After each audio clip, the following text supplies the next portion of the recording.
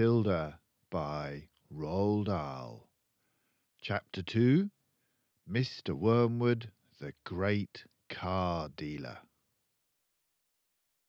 Matilda's parents owned quite a nice house with 3 bedrooms upstairs, while on the ground floor there was a dining room and a living room and a kitchen. Her father was a dealer in second-hand cars, and it seemed he did pretty well at it. "Sawdust," he would say proudly, "is one of the great secrets of my success, and it costs me nothing. I get it free from the sawmill." "What do you use it for?" Matilda asked him. "Ha!" the father said. "Wouldn't you like to know?" "I don't see how sawdust can help you to sell second-hand cars, Daddy." "That's because you're an ignorant little twit," the father said. His speech was never very delicate, but Matilda was used to it. She also knew that he liked to boast, and she would egg him on shamelessly. "You must be very clever to find a use for something that costs nothing," she said. "I wish I could do it." "You couldn't," the father said. "You're too stupid. But I don't mind telling young Mike here about it, seeing he'll be joining me in the business one day." Ignoring Matilda, he turned to his son and said, "I'm always glad to buy a car when some fool has been crashing the gears so badly they're all worn out and rattling like mad. I get it cheap.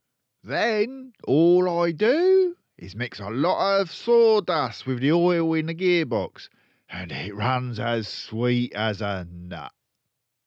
"How long will it run like that before it starts rattling again?"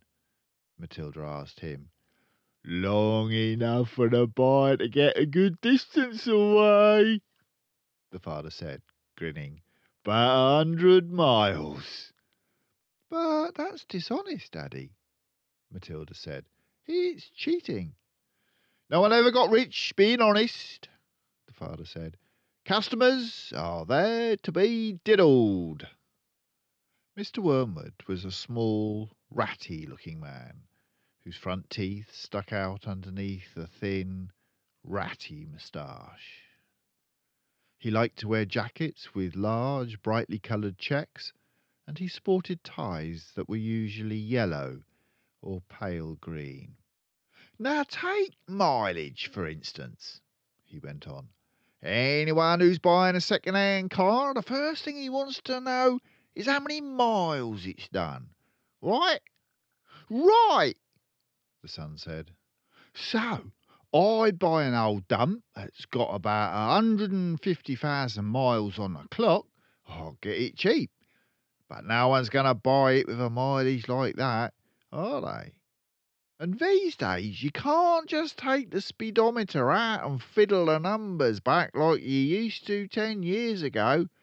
They've fixed it so it's almost impossible to tamper with unless you're a ruddy watchmaker or something. So what do? I use my brains, laddie. That's what I do." "How?" young Michael asked, fascinated. He seemed to have inherited his father's love of crookery. "I sit down and I say to myself, how can I convert a mileage reading of 150,000 into only 10,000 without taking a speedometer to pieces? Well, if I were to run the car backwards for long enough, then obviously that would do it. The numbers would click backwards, wouldn't they? But who's going to drive a flaming car in reverse for thousands and thousands of miles? You couldn't do it." "Of course you couldn't," young Michael said. "So I scratch my head," the father said. "I use my brains. When you've been given a fine brain like I have, you've got to use it. And all of a sudden, the answer hits me. I tell you, I felt exactly like that other brilliant fellow must have felt when he discovered penicillin. Eureka! I cried. I've got it. What did you do, Dad? The son asked him. The speedometer, Mr. Wormwood said, is run off a cable that is coupled up to one of the front wheels. So, first I disconnect the cable where it joins the front wheel. Next, I get one of those high-speed electric drills and I couple that up to the end of a cable in such a way that when a drill turns, it turns the cable backwards. You got me so far? You following me? Yes, Daddy, young Michael said. These drills run at a tremendous speed, the father said. So, when I switch on the drill, the mileage numbers on the speedo spin backwards at a fantastic rate. I can knock 50,000 off the clock in a few minutes with my high-speed electric drill, and by the time I've finished, the car's only done 10,000 and it's ready for sale. She's almost new, I say to the customer. She's hardly done 10 thou, belonging to an old lady who only used it once a week for shopping. Can you really turn the mileage back with an electric drill? Young Michael asked. I'm telling you trade secrets, the father said. So don't you go talking about this to anyone else. You don't want me put in jug, do you? I won't tell a soul, the boy said. Do you do this to many cars, Dad? Every single car that comes through my hands gets the treatment, the father said. They all have their mileage cut to under 10 thou before they're offered for sale. And to think I invented that all by myself, he added proudly. It's made me a mint. Matilda, who had been listening closely, said, But, Daddy, that's even more dishonest than the sawdust. It's disgusting. You're cheating people who trust you. If you don't like it, then don't eat the food in this house, the father said. It's bought with the profits. It's dirty money, Matilda said. I hate it.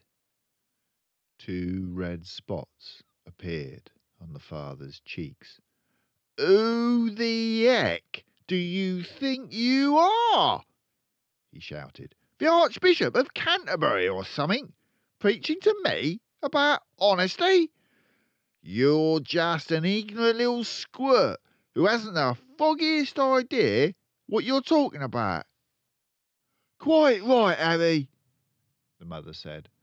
And to Matilda she said, You've got a nerve talking to your father like that. Now, keep your nasty mouth shut so we can all watch this programme in peace. They were in the living room, eating their suppers on their knees in front of the telly. The suppers were TV dinners in floppy aluminium containers with separate compartments for stewed meat and boiled potatoes and the peas. Mrs. Wormwood sat munching her meal with her eyes glued to the American soap opera on the screen. She was a large woman whose hair was dyed platinum blonde, except where you could see the mousy brown bits growing out from the roots. She wore heavy makeup, and she had one of those unfortunate bulging figures where the flesh appears to be strapped in all around the body to prevent it from falling out. Mummy, Matilda said, would you mind if I ate my supper in the dining room so I could read my book? The father glanced up sharply. I would mind, he snapped. Supper is a family gathering, and no one leaves the table till it's over. But we're not at the table, Matilda said. We never are. We're always eating off our knees and watching the telly. What's wrong with watching the telly, may I ask? The father said. His voice had suddenly become soft and dangerous. Matilda didn't trust herself to answer him, So she kept quiet. She could feel the anger boiling up inside her. She knew it was wrong to hate her parents like this, but she was finding it very hard not to do so. All the reading she had done had given her a view of life that they had never seen. If only they would read a little Dickens or Kipling, they would soon discover there was more to life than cheating people and watching television. Another thing, she resented being told constantly that she was ignorant and stupid when she knew she wasn't. The anger inside her went on boiling and boiling, and as she lay in bed that night, she made a decision. She decided that every time her father or her mother were beastly to her, she would get her own back in some way or another. A small victory or two would help her to tolerate their idiocies and would stop her from going crazy. You must remember that she was still hardly 5 years old, and it is not easy for somebody as small as that to score points against an all-powerful grown-up. Even so, she was determined to have a go. Her father, after what had happened in front of the telly that evening, was first on her list.